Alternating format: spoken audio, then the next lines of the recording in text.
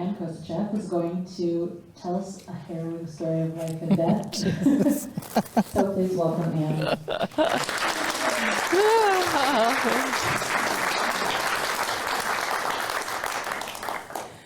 As soon as Tim sat down, I got nervous.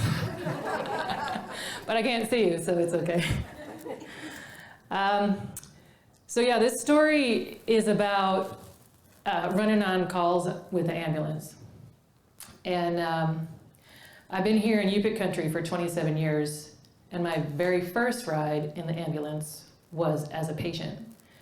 And that was really awesome. That's a whole nother story. We won't talk about that today. So back in the day, in the, I don't know, 4th edition of the hospital, it was, we called it the Yellow Submarine because it was yellow, and it had round windows on the sides, and the edges were round, and there were courtyards in the hallway. It was so fantastic. You could actually get sunshine in the wintertime. It's amazing. It's not like that now. So when you pull in with the ambulance, there's a little office, and you can go in the ER and jump your patient off and do the report. But if you go straight, there's a hallway, and then there's the back door to the PT department, and that was my office. So after they met me as a patient, all the medics would come into the office and say, "Hey, Ann, when are you going to come volunteer with us?" And I'd say, "Ha, someday." And they wore me down after about 6 months of this, 3 times a week. "Hey, Ann, when are you going to come volunteer?" "Someday." Well, I finally went on my birthday to my first EMT meeting, and it was great. And let me tell you a little bit about being a volunteer EMT in Bethel. You do hundreds of hours of training every year on the same thing, how to do these really hard things when you're under stress and it's an emotional situation, and you gotta be really good at it when there's chaos all around you. So we train really, really hard to be really good at something we really don't want to do, like CPR and running a code and thinking on your feet at 2 o'clock in the morning when you're like brain dead. So hundreds of hours, 17 years of hundreds of hours of volunteer work at the fire station. And now we come to the day of my story. So it was a beautiful sunny day in Alaska.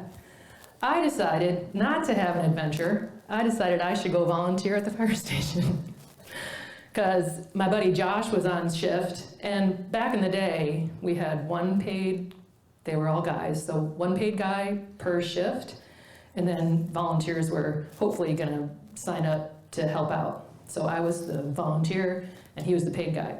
Josh was a really great young man from Washington, and he was like gung-ho. He was just starting, and he wanted to have a fire, and he wanted to do code, and he was all excited, and I was like, could we just have like quiet?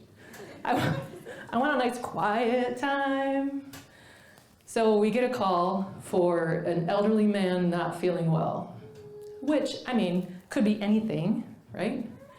So we go out, and the 2 of us, there's just 2 of us in the ambulance, and we get on scene, and the wife is doing CPR on the husband.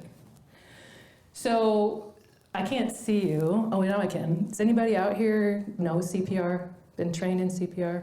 Has anybody done CPR on a person and not a mannequin? It's really different, right? So let me back up a little bit. One of the things we trained a lot on was how to run a code.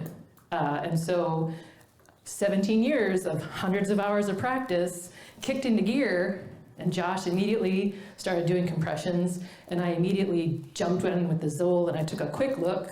So we put pads on the front and the back, and we look on the little screen, and we look for the line, and if it's little bumps and big bumps, evenly spaced, alternating across the screen, yes, that's good. And if it's a jagged line going up and down like mountains, that's bad. So you gotta remember that, because there's audience participation shortly. So it was jagged lines up and down, which is bad. Thank you, bad.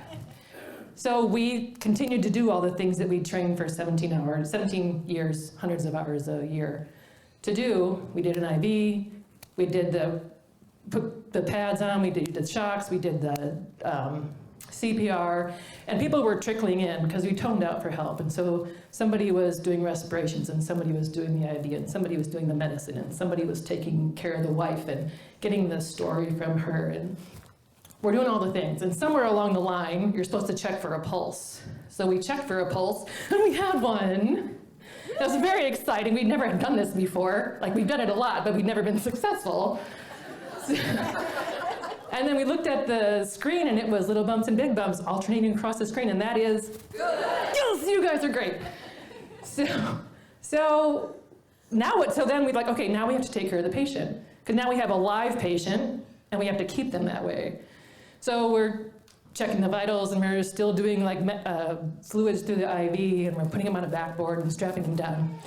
And who out there was CPR certified? Like, we don't get a whole lot of information. Like, when you get spontaneous return of circulation, like, okay, and then you're done, you saved the person, and yay, and then your training's over. So no one ever tells you that your patient might wake up.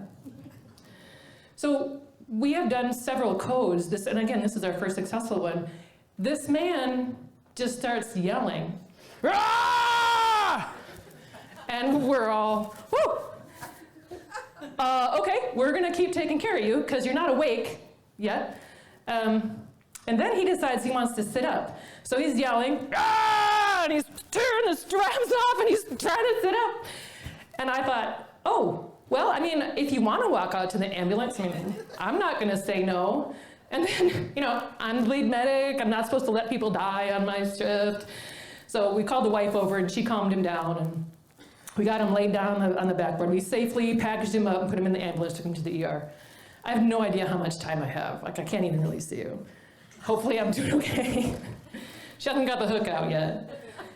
So we get to the ER, and we give a report, and we turn care over to the nurses. And it takes about 20 minutes to restock the ambulance and clean it up and write the report and do all the things you have to do after a code.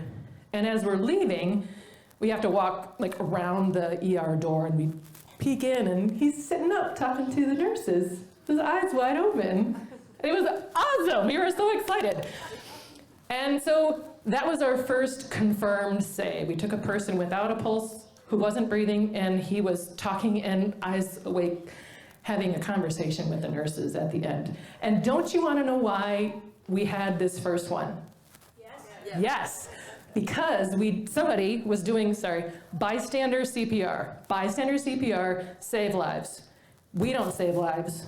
Bystander CPR saves lives. So if you ever have the opportunity to do bystander CPR, do it. Don't worry about it, do it, because you will save a life. And then the second best thing about this story is, after that first confirmed save, this same team did it 2 more times, and that's my story for next time.